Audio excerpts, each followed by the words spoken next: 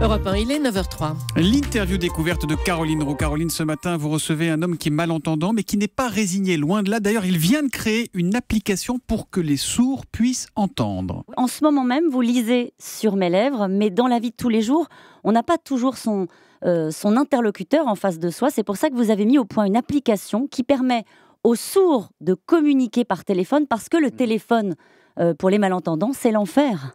C'est l'enfer, exactement. On ne se rend pas compte, mais même dans le 21e siècle, où on imagine tout est possible par Internet ou par SMS, le téléphone reste très important dans notre quotidien. Et pourquoi est-ce que vous avez besoin, par exemple, quand vous voulez réserver au restaurant, vous ne pouvez pas vous décrocher votre téléphone? C'est ça, exactement. Jusqu'ici, je me demandais comment réserver. Donc, j'allais à pied au restaurant pour revenir plus tard. Ou sinon, j'ai demandé à quelqu'un d'autre de faire la réservation pour moi. Alors, comment fonctionne l'application? Qu'est-ce qu'elle permet?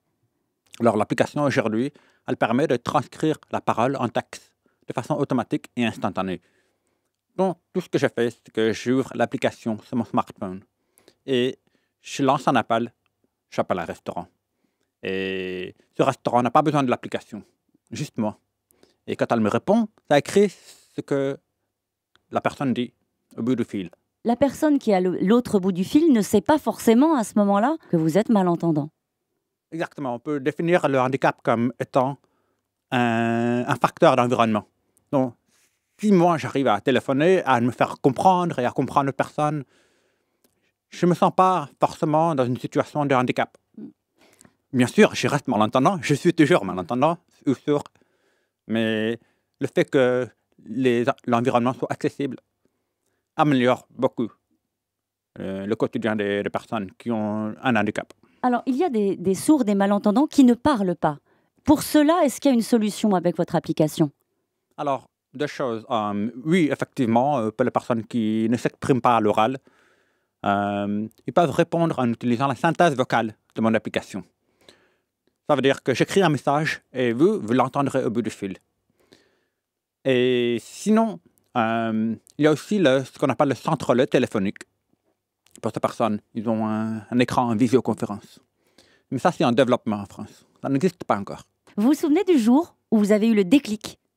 Vous vous êtes dit, il faut inventer une application pour permettre aux sourds, aux malentendants de téléphoner? Ce qui s'est passé, c'est qu'en 2011, Steve Jobs a lancé Siri sur le smartphone. Et c'est vraiment quelque chose qui a créé ce déclic. Je me suis dit, la reconnaissance vocale était à la portée de tous. C'est la démocratisation de la reconnaissance vocale. Olivier Janel, vous êtes franco-américain. C'est ça. C'est à 2 ans que vous avez perdu une grande partie de votre audition. Et au fond, vous avez eu envie de dépasser ça. Votre chance, c'est que vous étiez alors aux États-Unis. Et c'est une société où le handicap n'est peut-être pas tabou comme en France. Non, non, absolument pas. Il y a une très grande ouverture d'esprit aux États-Unis sur le handicap, qui est paradoxal parce que les Américains sont, par rapport à l'Europe, assez en retard en termes de sécurité sociale, généralement parlant. Mais sur le handicap, ils sont très en avance. Pourquoi ils sont en avance? Qu'est-ce qu'il y a de différent dans la façon de considérer le handicap? Eh bien, c'était un mouvement qui a commencé dans les années 70. C'est un mouvement de vivre indépendamment, qu'on appelait comme ça. Et ça a culminé dans les années 90 avec la loi pour l'accessibilité, qui fait que tous les services s'adressant au public doivent être accessibles. Et il y a eu beaucoup de force de frappe derrière cette loi aux États-Unis. Alors, Olivier Janel, votre application Roger Voice est aujourd'hui accessible sur l'Apple Store. Est-ce que vous avez galéré pour aller jusqu'au bout de cette initiative? Oui. Comme tout entrepreneur qui veut se doter du titre entrepreneur, il faut entreprendre. Eh bien, ça n'a pas été facile. Mais ça fait partie du parcours de combattant où on apprend beaucoup de choses. Ça n'a pas été facile parce que c'est toujours compliqué de trouver des fonds quand on veut entreprendre, ou parce que c'est compliqué de mobiliser autour d'une application qui concerne un handicap? Eh bien, il y a un peu des deux. Déjà, chercher des fonds, alors, ce n'est pas linéaire, c'est-à-dire on ne crée pas quelque chose pour chercher des fonds, même si effectivement le but c'est de devenir millionnaire. Mais au moins ça c'est dit. Voilà. Alors ce que j'ai fait, c'est que j'ai mobilisé les gens, comme vous avez dit. Et Et là, ça a été un vrai parcours de communication, de marketing, de véhiculer un message, un rêve, en fait. C'est quoi le rêve? Les malentendants, les sourds vous remercient. Absolument. De ce que Je vous avez reçois fait? des messages quotidiens par mail, sur mes forums. Les gens disent merci pour ce que vous faites, ça m'a changé la vie.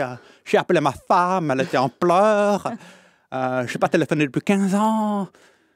Des choses comme ça. C'est très, très chaleureux, très motivant. Est-ce que vous êtes fier de ça? Très, très. Mm. Ça change la vie. C'est vraiment un moment où on se dit, on comprend pourquoi on fait quelque chose. Quand on reçoit des messages comme ça, tous les matins.